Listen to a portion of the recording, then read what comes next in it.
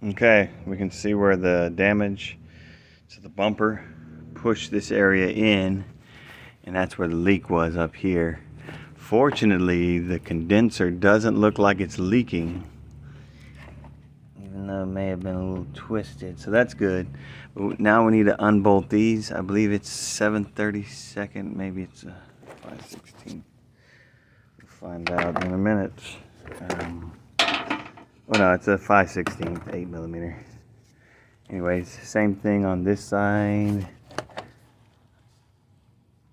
Although that looks like a 10. But then that should disconnect it from the radiator. And now that these are off on both sides, there they are. And then it should, after we take the lower radiator hose off, it should slide up and out.